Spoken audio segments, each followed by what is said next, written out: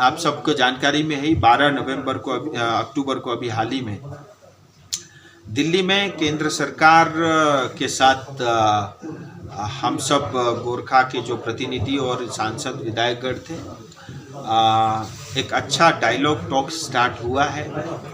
इसको लेकर के भी बहुत सारी भ्रांतियां और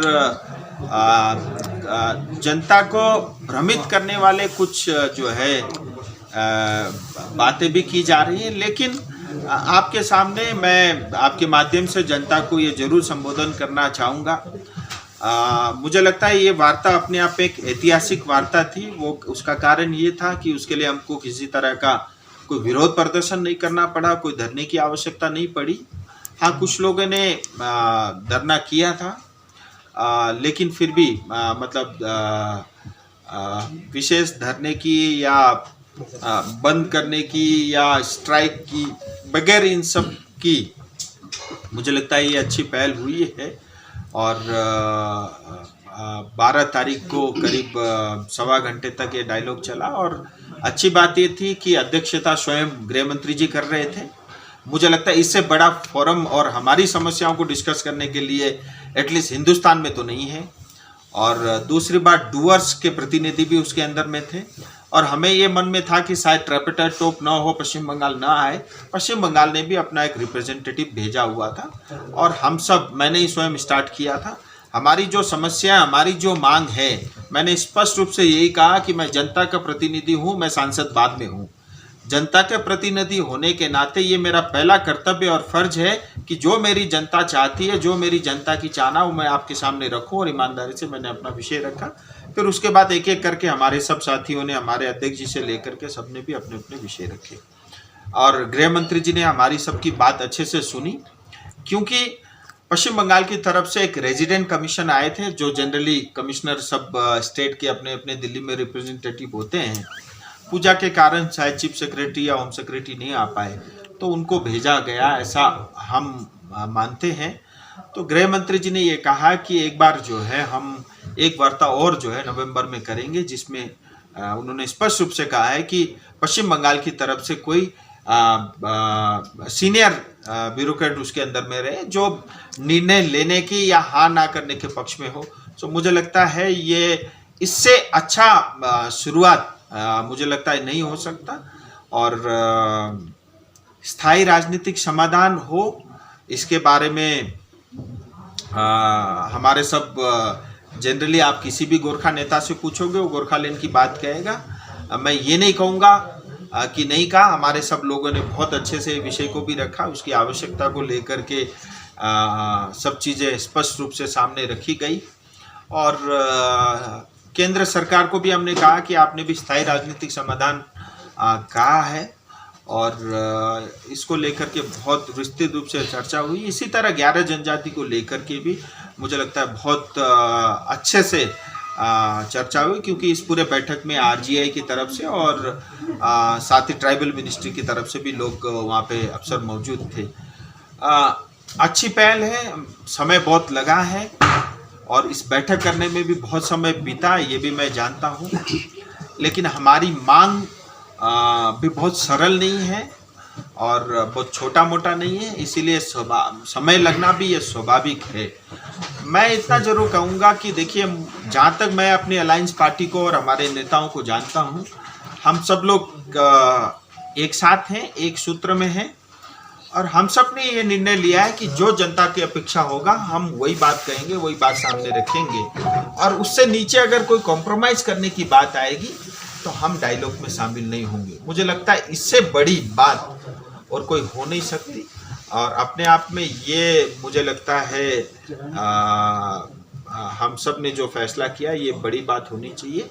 और आपके माध्यम से फिर मैं जनता को यही कहूँगा, देखिए, हम सब ने बहुत कुछ सहा है, चाहे 88 में हो, चाहे 2017 में हो, चाहे उसके बाद भी हो।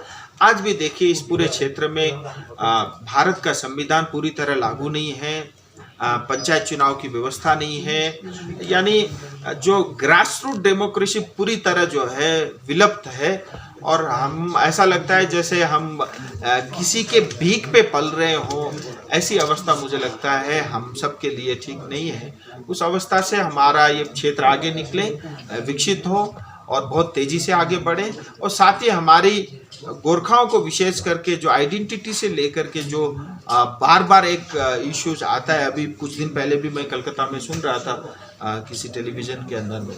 सो मुझे लगता है इन सब को समाप्त करने का समय आ गया है। केंद्र सरकार की जहाँ तक बात है, गृह मंत्री जी ने कहा है कि जो गोरखाओं को हमने जो वादे किया हम उसको पूरा करेंगे। सुनिए ना, ये जो 12 तारीख को जो दिल्ली में वार्ता हुई थी, उसके लेकर पहाड़ के विपक्षी दलों ने तरह तरह के सवाल उठा रहे हैं, जैसे कि ये वो वार्ता में गोरखाइन का ग तक उच्चारण नहीं हुआ। और दूसरा, ये जो नेता बोल रहा है कि ये गृह मंत्री स्वयं ने गोरखाइन का बात ना करने की अपील भी की है। ऐसे कुछ दो बातें इसके अंदर मैं कहूँगा, ये जो भी कहा है एकदम सरासर गलत, झूठ।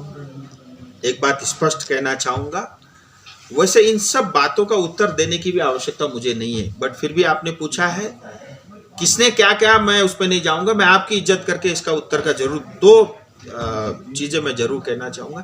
देखिए, वार्ता में बहुत सारी बातें हुई है और वार्ता अभी स्टार्ट हुई है। मुझे लगता है सब खोल करके आज हम नहीं रख सकते और करनी भी नहीं चाहिए। एक बात, अगर कोई व्यक्ति ये कहता है कि गृह मंत्री जी ने ये कहा और उसको गृह मंत्रालय के अंदर में हाईएस्ट बॉडी, एपेक्स बॉडी के मतलब के सरकार के साथ जो है डायलॉग हुआ, अगर अंदर की बात उसको पता है, तो मुझे डाउट होता है कि ये व्यक्ति किस देश के जासूसी कर रहा है। तो ये अपने आप में बहुत विचार करने योग्य बात है। अगर इस तरह की बातें होती है कि गृह मंत्रालय में जो बैठक हो, अगर कोई व्यक्ति ये कहे कि उसका प्रूफ मेरे पास है, डायलॉग मेरे पास है और इसने ये कहा, तो ये एक डाउट होता है कि ऐसा कौन व्यक्ति है और किस देश की जासूसी कर रहा है। सो मैं इतना ही इस विषय में कहना चाहूँगा। लेकिन जो ये कहता है घ का भी उच्चारण नहीं हुआ, वो सरासर गलत है। मैं इतना जरूर कह सकता हूँ, 1 2 3 4 5 लोगों ने पूरी तरह इसका उच्चारण किया। राजू जी, एक क्वेश्चन देखिए, यूटी और सेपरेट स्टेट का जो इशू आते हैं, उस इशू लेकर शायद ट्राइपेटेड मीटिंग का बहुत ही जरूरत नेसेस नहीं हो सकता है, क्योंकि अभी सेंट्रल गवर्नमेंट का वो प्रोविजन है। बट आप लोग ट्राइपेटेड मीटिंग कॉल करने का अर्थ ये कहीं नहीं निकल रहा है, जो न्यूली ऑटोनोमस कोई सेटअप के लिए बंगाल में आप लोग प्रयास चला रहे हैं। देखिए दादा, एक तो हमने ये कहा कि अगर इस बार कोई ऐसा समय आएगा 88 वाला या 2017 वाला जिसमें हमको कॉम्प्रोमाइज करना पड़ेगा, तो वो अवस्था में हम वार्ता में नहीं रहेंगे, क्योंकि मैं अपने क्षेत्र के साथ, अपनी जनता के साथ धोखा नहीं कर सकता। एक बात, और इसी तरह हमारे अलायंस के साथी भी। दूसरी बात, देखिए, वार्ता की आवश्यकता मुझे लगता है मतलब इसको मैं इस तरह से करना चाहूँगा कि भारत जैसे लोकतांत्रिक देश में, इस फेडरल स्ट्रक्चर में, मुझे लगता है अगर वार्ता से किसी चीज़ का समाधान होता है, उससे अच्छा कुछ नहीं है। वो टिकाऊ भी होगा, मजबूत भी होगा, और मुझे लगता है किसी को हाथ करने वाला भी नहीं होगा। और अगर वार्ता से समाधान निकलता है, मुझे लगता है हम सबका पहला प्रयास यही होना चाहिए, और मुझे लगता है केंद्र सरकार ने भी यही किया है। और मैं ये भी जानता हूँ कि चाहे बोरोलैंड हो, चाहे 370 हो, चाहे तेलंगाना हो, आज कहते हैं ना, बड़े आराम से ऐसा सोच के कहते हैं जैसे पूरा भारत सरकार चलाते ही हुई है कि कोई वार्ता की आवश्यकता, ऐसा नहीं है। हर चीज़ के लिए, जब बिहार से काट के झारखंड हुई थी तब भी वार्ता हुई थी। वार्ता तो होती ही होती है, और वार्ता होने के बाद ही कोई होता है, क्योंकि इतने बड़े फेडरल स्ट्रक्चर में आप मन मर्जी से, बगैर किसी को कॉन्फिडेंस में लिए या बगैर किसी के सुने, अपने आप कुछ नहीं कर सकते। सो वार्ता से होती हो कोई चीज़ का समाधान, मुझे लगता है इससे अच्छी परिस्थिति दार्जिलिंग तराई डूवर्स के लिए कुछ नहीं। और ये जो आपस में थोड़े डिफरेंसेस बने हुए ना, मुझे लगता है वो भी समाप्त होंगे। अगर वास्तव में पश्चिम बंगाल सरकार ईमानदार है, अगर वो भी कहते हैं स्थायी राजनीतिक समाधान करेंगे, अब उनका स्थायी राजनीतिक अगर जीटीए से संबंध है तो वो हमारे लिए नहीं है। तो अगर वास्तव में वो भी चाहते हैं दार्जिलिंग तराई डूवर, चाहे गोरखा, आदिवासी, कोच, मेचे, टोटो, राभा, बंगाली, हिंदी भाषी या मुस्लिम वर्ग या क्रिश्चियन वर्ग, सबके लिए अगर वो चाहते हैं कि हम इनका समाधान करना है, तो मुझे लगता है ये एक अवसर है। क्योंकि देखिए, इस क्षेत्र को आज तक सिर्फ लूटा गया है या पीटा गया है, दो ही काम हुए, दो ही प्रयोग हुए हैं। मुझे लगता है अब हमारी जनता भी जाग चुकी है। आज मैं मिरिक के पास एक गांव में जाकर के आया है, पहुंचने के लिए सड़क नहीं, लोगों की डेथ होती है, मर जाते हैं, आप शमशान घाट तक ले जाने के लिए आपके पास सड़क नहीं। तो 21वीं सदी में मुझे लगता है इससे बड़ा अन्याय हमारी जनता के साथ कुछ और हो ही नहीं सकता। ये तो फिजिकली आंखों से दिखता है। इस भूस्खलन की वजह से ऑन टाइम में जो भूस्खलन हो रहा है इतना मात्रा में, सेंट्रल गवर्नमेंट का पास से क्या पैकेज आपने दार्जिलिंग के लिए, आपका क्षेत्र के लिए क्या डिमांड कर रहा है अपने? देखिए दादा, अगर मैं पश्चिम बंगाल सरकार होता, मैं केंद्र सरकार होता, तो मैं अपने जेब में ही लेके घूमता। और सांसद कोटे से तो मेरा जो फंड आया अभी तक तो डीएम साहब हमारे लेके बैठे हुए, क्या कर रहे हैं पता नहीं। खैर वो अपना काम कर रहे होंगे। मेरा तो जो भी 5 साल में 25 करोड़ है, सब जनता के लिए। मैं अपने ऊपर या मेरे परिवार के ऊपर 1 पैसा खर्च नहीं करूँगा। और जो भी मेरे पास आती है मैं सब देता रहता हूँ, मतलब ये है।